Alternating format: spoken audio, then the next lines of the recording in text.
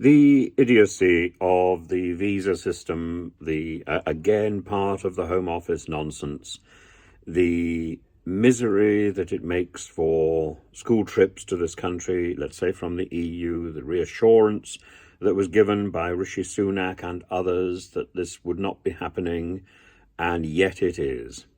And from our direction, the nonsense of school trips trying to travel to France and getting caught up in the Calais-Dover delays.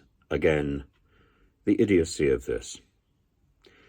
If we cannot arrange for school exchanges, if some people in the classroom are left behind because a visa officer doesn't believe that they're part of the sponsored tour, and there are no appeals allowed, this is a madness.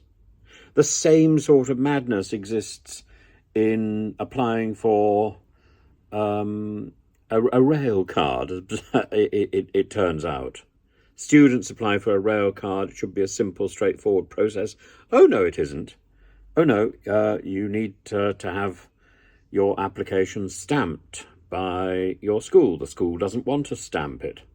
The school can't stamp it or whatever. The school provides extra documentation, but you then have to start the application all over again, so another 30 quid. We've got to a point in the UK where our bureaucracy has overtaken our common sense.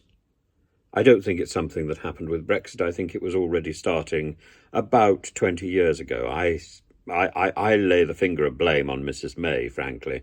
So I would probably put it about 15 years ago. But others might want to stretch it a little further. Jack Straw is an interesting candidate. I think Mrs. May would support as much blame as we can pile on her, frankly. And but the stories keep coming. And it isn't a point that at some date in the future we will get used to this. A student that I know well, who has finally got to this country from Russia, told me the other day that the bureaucracy here was worse than anything in Russia. Well, actually, I remember the bureaucracy well in Russia, and I remember thinking that was pretty tough. I remember thinking it wasn't as miserable as trying to get through bureaucracy about 25 years ago in Greece, which I'm afraid reduced me to tears. But still, bureaucracy in Russia did seem bad, and frankly, even what I have to experience as a British individual is a nightmare.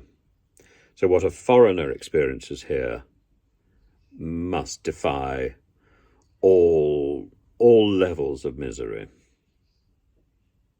I think the British government needs to grow up.